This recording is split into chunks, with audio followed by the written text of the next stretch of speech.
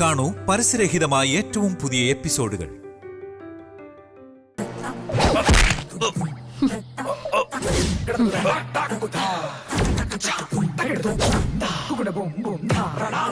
ഒരു മിനിറ്റ് സമയം ഉണ്ടായിരുന്നു നമ്മള്. അതിനു മുമ്പ് ഇവനെ എടുത്തോണ്ട് കൺമുന്നിന് പൊക്കോണം. രവി,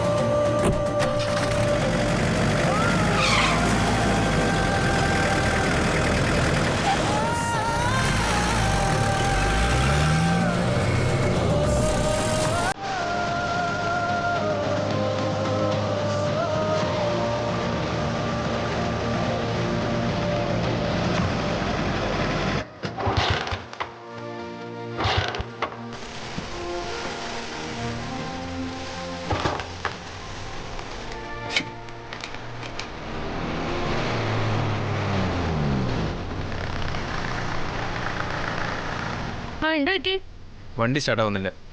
മാറുന്ന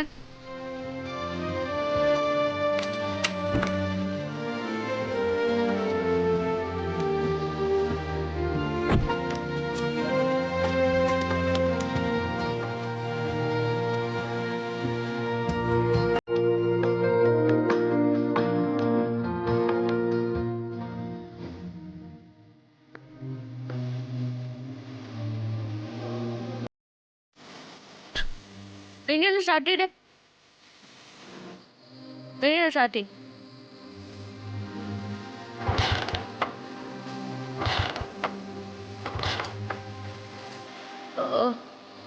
ഒന്ന് മാറങ്ങോട്ട്.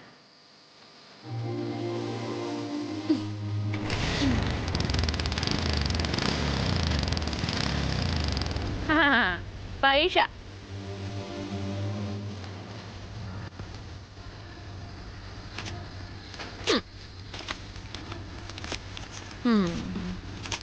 വിട്ടോ വിട്ടോ.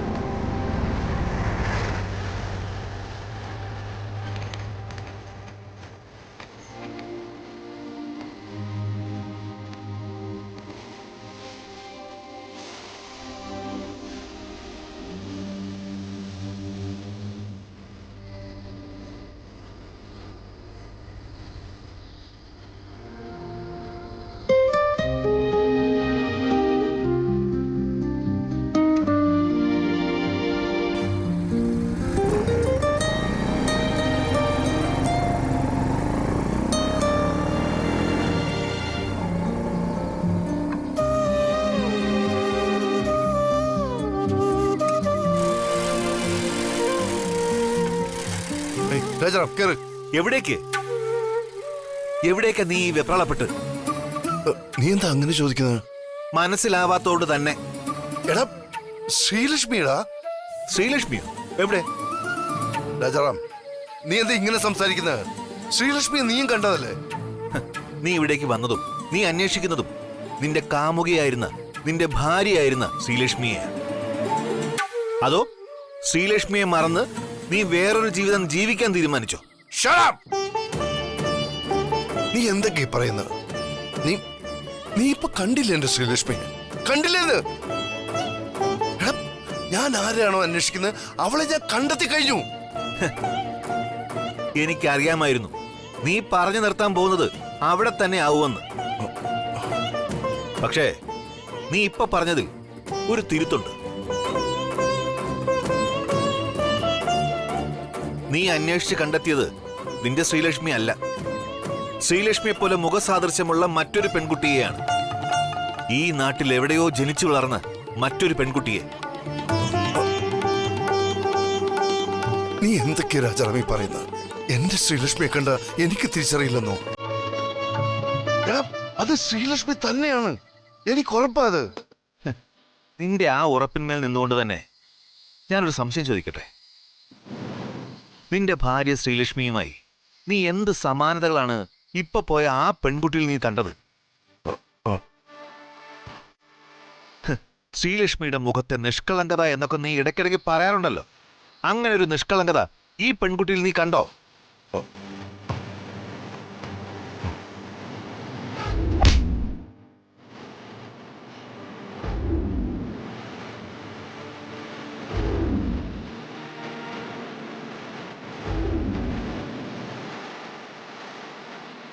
ഈശ്വര വിശ്വാസിയായ ശ്രീലക്ഷ്മിയെ കയ്യിൽ കുറുവടിയുമായി നടക്കുന്ന മറ്റൊരു പെൺകുട്ടിയാണോ നീ സാമ്യപ്പെടുത്തുന്നത്? നീ പറഞ്ഞല്ലോ നിനക്ക് കണ്ടാൽ നിന്റെ ശ്രീലക്ഷ്മിയെ അറിയാമെന്ന്. എന്നിട്ടെന്താ നീ ഈ പറയുന്ന ശ്രീലക്ഷ്മിക്ക് നിന്നെ കണ്ട മനസ്സിലാവാത്തത്? നീ പറയുന്ന വെച്ചാണേൽ നിന്നെ കണ്ട മാത്രയിൽ അവൾ നിന്നെ തിരിച്ചറിയേണ്ടതല്ലേ? അതെല്ലാം പോട്ടേന്ന് വെക്കാം. നിന്റെ ഭാര്യയ്ക്ക് കളരിപ്പയറ്റ് വശമുണ്ടായിരുന്നു.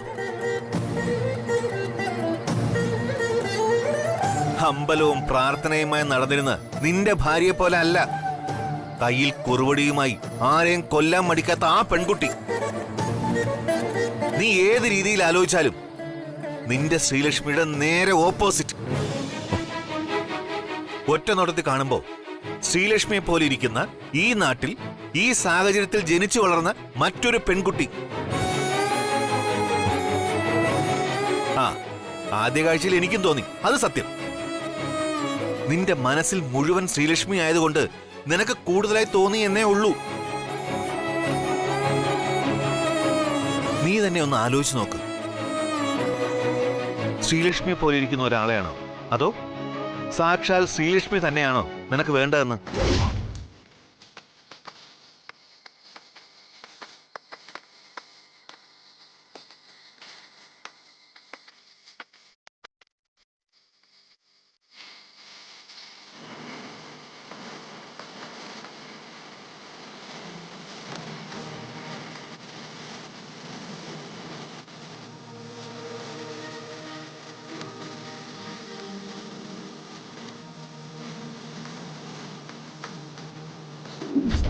നിനക്കെല്ലാം കൂടി എത്ര രൂപ വേണം? നിനക്കെന്തിനാ ഇത്രയും കാശ്? ആ ശരി, നീ ഫോൺ വെക്ക്, ഞാനൊന്ന് ആലോചിക്കട്ടെ.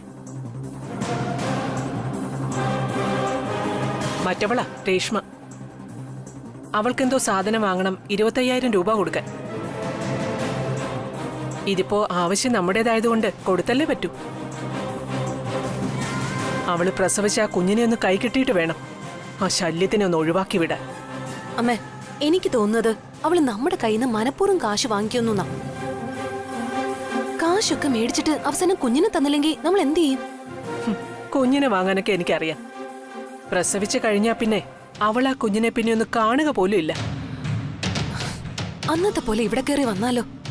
കുഞ്ഞിനെ മേടിച്ചിട്ട് അവളെ ഒഴിവാക്കണമെന്ന് ഞാൻ പറഞ്ഞത് ഏതർത്ഥത്തിലാണെന്ന് നിനക്ക് മനസ്സിലായില്ലേ?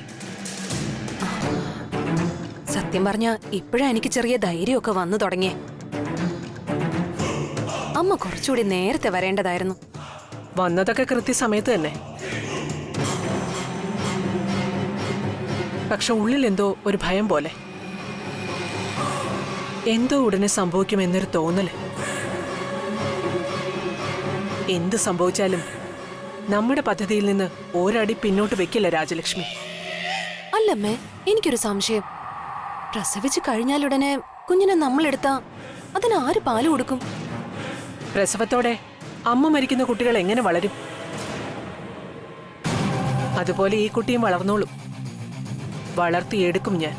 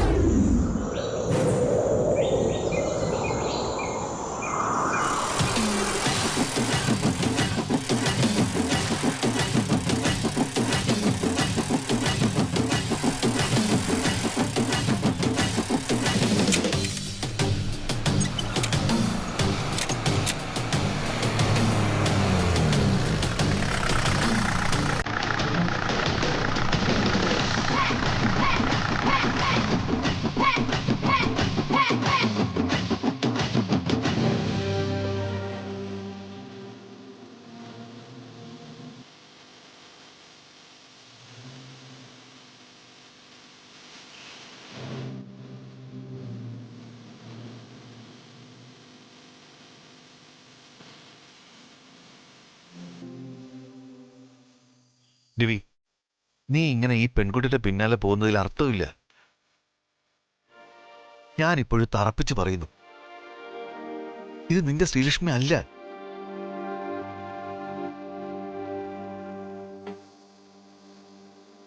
ഇതുപോലൊരു ക്യാരക്ടർ ആവാൻ ശ്രീലക്ഷ്മിക്ക് ഒരിക്കലും കഴിയില്ല. അർത്ഥവും അർത്ഥവിന്യാസങ്ങളും നീ എന്നെ പഠിപ്പിക്കാൻ ശ്രമിക്കണ്ട.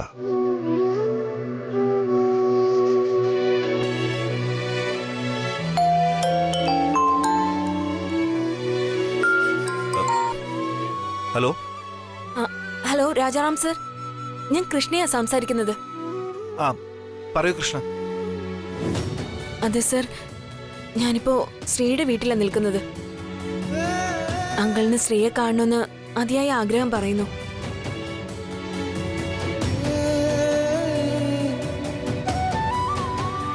ശ്രീയെപ്പറ്റി എന്തെങ്കിലും വിവരം കിട്ടിയോന്ന് അറിയാൻ വേണ്ടി വിളിച്ചതായിരുന്നു.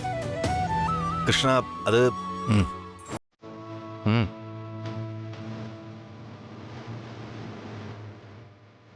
ഹലോ കൃഷ്ണ, രവിയ സംസാരിക്കുന്ന. ഹലോ സർ, ഞാനിവിടെ ശ്രീയുടെ വീട്ടിൽ വന്നപ്പോ സുദർശൻ അങ്കിളിന് ശ്രീ ഒന്ന് കാണണമെന്ന് പറഞ്ഞു. എന്തെങ്കിലും വിവരം കിട്ടിയോന്ന് അറിയാൻ.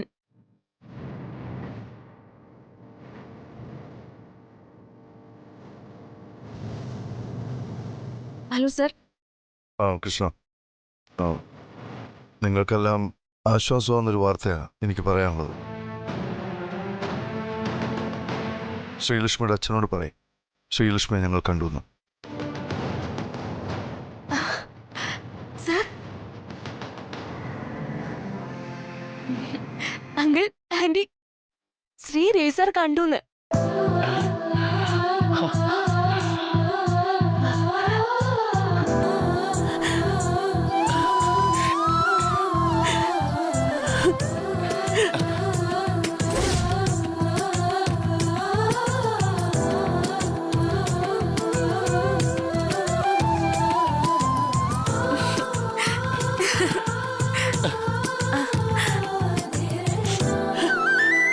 ഹലോ സാർ, സാറ് പറഞ്ഞത് സത്യമാണോ? അതെ, സത്യമാണ് ശ്രീലക്ഷ്മി അച്ഛ.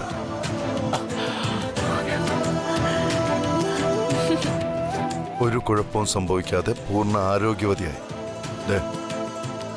എന്റെ കൺമുന്നിൽ തന്നെയുണ്ട് ശ്രീലക്ഷ്മി.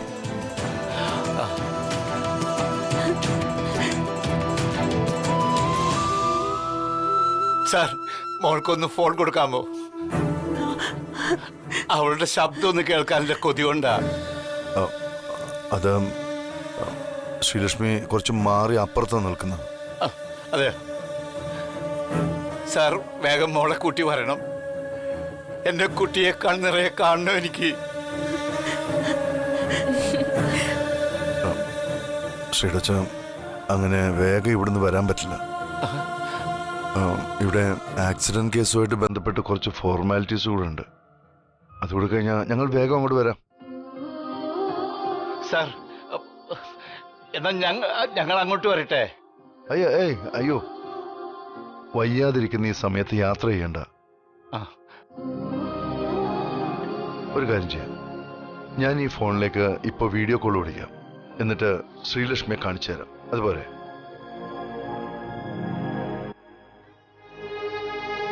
ആ ശരി സാർ.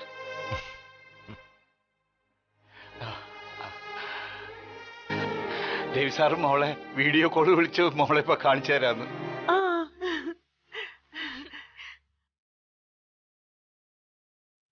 രാജാറാം,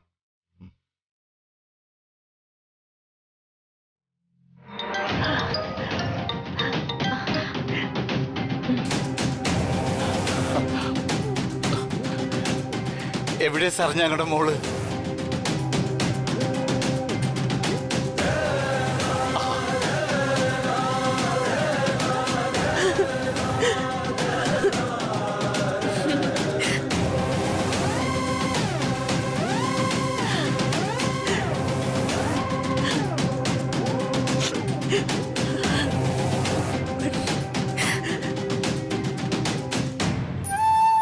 സന്തോഷമായില്ലേ? സന്തോഷായില്ലെന്നോ? ഇപ്പോഴാ ജീവൻ വീണത്. അവിടുത്തെ പ്രശ്നങ്ങൾ പരിഹരിച്ച് എത്രയും പെട്ടെന്ന് മോളെ കൊണ്ട് വരണം. ഞങ്ങൾ ഉടനെ വരാം. അതുവരെ സമാധാനമായിട്ടിരിക്കുക. എന്നാ ശരി, ശ്രീലക്ഷ്മിയുടെ അച്ഛൻ വിശ്രമിക്കൂ. ശരി സാർ.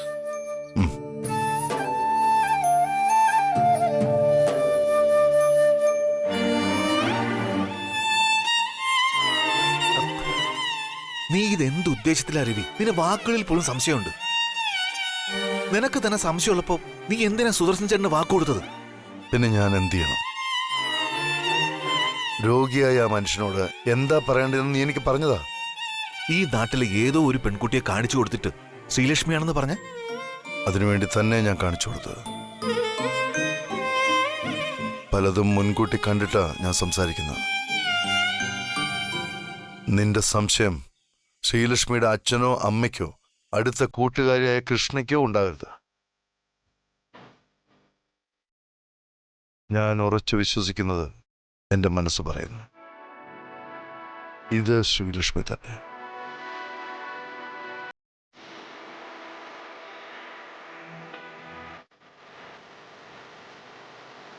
കാണാനുള്ള സാദൃശ്യമല്ലാതെ ശ്രീലക്ഷ്മിയുമായി ബന്ധിപ്പിക്കുന്ന എന്തെങ്കിലും ഒന്നും നിനക്ക് ആ കുട്ടിയിൽ കാണാൻ കഴിഞ്ഞു? നിന്റെ ഇപ്പോഴത്തെ ചിന്തയും പ്രവൃത്തിയും തെറ്റാണ് രവി. നീ പറയുന്ന പോലല്ല രാജാറാം. എന്റെ ശ്രീലക്ഷ്മിയെയും നമ്മൾ കണ്ട ഞാൻ ശ്രീലക്ഷ്മി എന്ന് വിശ്വസിക്കുന്ന ഈ പെൺകുട്ടിയിലും നമ്മളറിയാത്ത, നമ്മൾ കാണാത്ത എന്തോ സംഭവമുണ്ട്.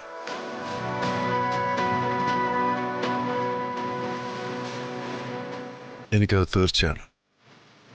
She is my Sreelakshmi.